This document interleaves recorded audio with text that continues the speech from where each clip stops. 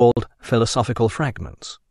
To this he had added a vast 600-page postscript entitled Concluding Unscientific Postscript to the Philosophical Fragments, a mimic pathetic dialectic composition, an existential contribution, written by Johannes Climacus, but published by S. Kierkegaard. This is the first appearance of the word existentialist, in its Danish form existensforhold. Condition of existence, existential relation. Kierkegaard had now written well over 500,000 words in the preceding 5 years, and not surprisingly found himself at a loss for something to say. So, in keeping with his philosophy, he decided to act, to create himself by making a significant choice. Kierkegaard's choice of action was characteristically perverse. A number of his pseudonymous works had received moderately favourable reviews in the magazine Corsair. This was Copenhagen's satirical scandal sheet, notorious for its vituperative attacks on local personalities. Kierkegaard now chose to goad Corsair into attacking him by publishing a snide letter attacking the magazine. One is insulted by being praised in such a paper, and revealing the identity of its anonymous editors, causing one of them to lose the chance of a professorship.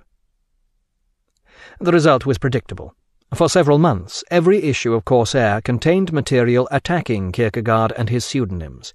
His appearance was caricatured, his clothing ridiculed, and his ideas held up to scorn. Previously, Kierkegaard had been noted as an odd character, a gifted writer and intellectual who had got religion and become a recluse after an unfortunate love affair. On the streets he had been recognized as a curiosity, but had otherwise attracted little attention. Now all this changed. As a result of the persistent stream of articles and sketches in Corsair, the bent, stick-thin little young old man with his crab-like gait, his uneven-length trousers, and his huge umbrella became an object of public ridicule. In the streets, urchins and young children would run alongside him, mocking him. Shopkeepers and reputable members of the public laughed openly as he passed by. Kierkegaard was a sensitive character, and his sufferings under such treatment can only be imagined, but the point is that he had brought it all upon himself.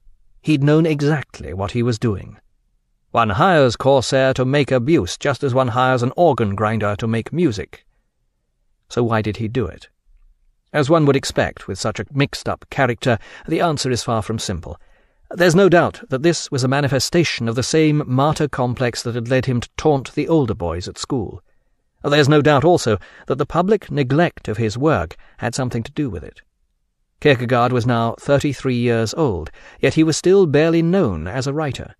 So if he couldn't become famous, he would become notorious. Beneath all this egoistic doublethink, Kierkegaard also had a more sincere and serious purpose, though not devoid of egoism and doublethink. He wished to be reviled by his fellow citizens so that he could become a better man. He would use them to make him a better Christian. If he wished to live the life of the spirit, which was the only life worth aspiring to, this was a way of encouraging himself to do so. If his earlier lesser aspirations were at least partly unconscious, this was certainly not. And of course there was one reason that underlay them all. In the words of Kierkegaard's only contemporaneous equal as a religious thinker, Pascal, the heart has its reasons, which reason knows nothing of. The reason that lay in Kierkegaard's heart was Regine. He wished to draw himself to her attention, to show her how much he was suffering. But if his intention was to captivate Regine, he evidently failed. Around this time she became engaged to someone else, and a year later she was married. This hurt Kierkegaard deeply, though he didn't show it.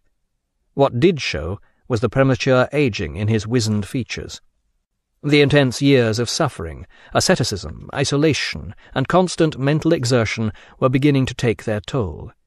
Yet for all his ever-deepening insight into the human condition, he still clung to his impossible illusion, dreaming that one day he would somehow be united with Regine.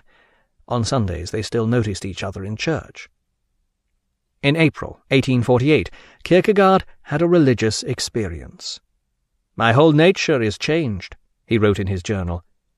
He realized that only his love of God could protect him from excessive self-concern. From now on he would preach the word of God directly, no longer hiding behind pseudonyms. This he proceeded to do in another stream of books, 6 works in the next 3 years. Kierkegaard's view of religion is plainly mad, fit only for saints and dedicated misanthropes. In his view, the whole of human existence is opposed to God. At the core of Kierkegaard's religion, as also at the core of his psychology, is the notion of the fall, humanity's lapse from grace in the Garden of Eden. This was egoism whose main manifestation was sex. As usual, it's all the fault of women who come out of this rather badly. Woman is egoism personified. The whole story of man and woman is an immense and subtly constructed intrigue, or it is a trick calculated to destroy man as spirit. The only answer is celibacy, on a universal scale. The will of God will be fulfilled only when the entire human race has died out. Astonishingly, in the midst of this hilarious rubbish, Kierkegaard continued to produce worthwhile thought. Once again he launched into his philosophical bête noire, Hegel, producing a devastating critique intended to demonstrate the fraudulence of Hegelianism and the pathetic inadequacy of its claim to explain existence. Kierkegaard insisted that it was impossible to understand existence intellectually by merely constructing a vast system around it. As soon as one identified existence with rational thought, there was no place for faith. In Sickness unto Death, Kierkegaard analyzes despair. This he sees as the failure to will to be the self which one truly is. This is dangerous ground. In fact, Kierkegaard's assertion here contradicts his earlier claim that the self does not exist as being, but as becoming. It presupposes a self which one truly is. Kierkegaard fudges this issue by later speaking of the self that one potentially is. But does a true self, or even a single particular potential self, exist for every individual? This is a fundamental issue. There is a categorical difference between using one's various potentialities, which may be contradictory or even mutually exclusive, and aiming for some hypothetical true self. Most individuals are, at the outset, faced with a variety of life choices, each of which may include him remaining true to himself, that is, fulfilling some or many of his potentialities. It is not possible to fulfill all one's potentialities. Albert Schweitzer was a musician of professional standard, but chose to devote his energies to missionary work instead. Which was his true self? As with many who encourage us to become our true selves, there is a hidden agenda here if this true self is already fixed. And if it isn't precisely fixed, surely it is still possible to speak of discovering one's true self. No, a discovery involves something that is already there, even if it is unknown. The best argument against self-discovery is one previously used by Kierkegaard himself. He spoke of using choice to create oneself. This is the true and angst-inducing freedom that Kierkegaard insists upon elsewhere. But back to despair. For Kierkegaard, unconscious despair results when an individual identifies with something outside himself. This can be trivial, wishing to become the next Einstein, or the pinnacle of ambition, marrying Madonna. In either case, this leaves the individual at the mercy of fate. Someone else becomes Einstein. Your proposal is heartlessly spurned. Because he doesn't achieve his ambitional self, the individual cannot bear to be himself. The result is an inner emptiness, accompanied by an unconscious wish to be dead. Conscious despair is aware of itself. This comes in two forms. The false notion of conscious despair occurs when an individual knows he despairs but imagines that others do not. No one knows the way I feel. This drives him to even greater despair. The true notion of conscious despair realizes that despair is in fact part of the human condition, and as such a part of every self. This true despair is thus conscious of belonging to a self. The only way out of despair is for an individual to choose his own self and make the leap of faith. Here Kierkegaard reveals his hidden agenda. The only true self is the believer. Kierkegaard continued to write furiously into his early 40s. He was now aged beyond his years, and his money was beginning to run out. He needed to find work, but there was only one job he could possibly do: become a pastor. Although Kierkegaard appears on one level to have accepted this state of affairs, something in him definitely gagged at the prospect. He objected on principle to earning one's living from one's religion, and his idea of Christianity was not shared by the established Church of Denmark. A church that allowed married pastors was unlikely to preach universal celibacy. Kierkegaard decided it was time he exposed the charade of Christianity as it was preached by the Church of Denmark. Regardless of his shrinking funds, he launched a magazine called The Moment. Editor and sole contributor S. Kierkegaard. In it he attacked the Church as a machine, castigating one of its much-loved bishops as a worldly hypocrite. To make matters worse, he was also a Hegelian. In one issue he even suggested that if it was discovered Christ hadn't existed, the Church would go on just as before, and few pastors would resign their comfortable livings. As expected, this caused a great scandal. There was now no chance of Kierkegaard losing his freedom.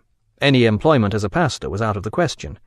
In many ways it was the Corsair incident all over again. Once again Kierkegaard had achieved fame and widespread attention. His articles were quickly translated into Swedish, and the controversy raged throughout Scandinavia.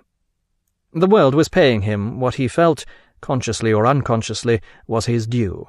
But it was fame in the only way that Kierkegaard could bring himself to accept: notoriety and execration.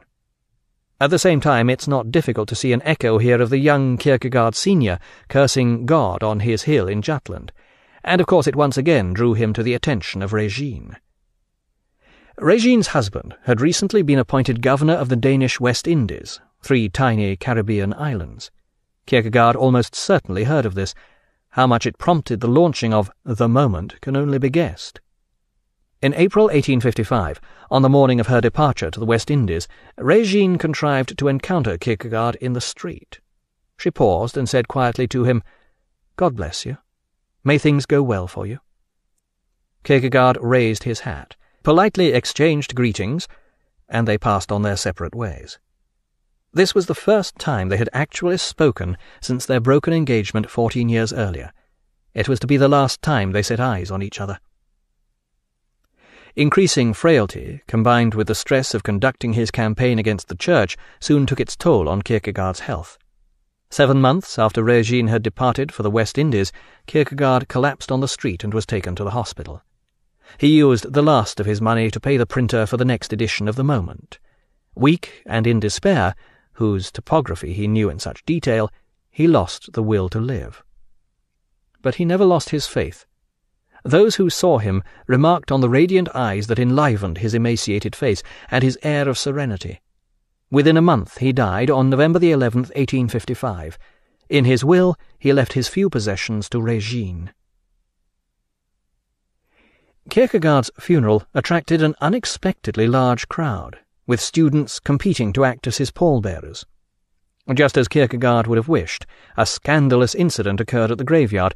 A group protested the hypocrisy of the Church, which was claiming Kierkegaard as its own by burying him in holy ground. Someone read out a vituperative passage from The Moment. Uproar ensued. Afterward.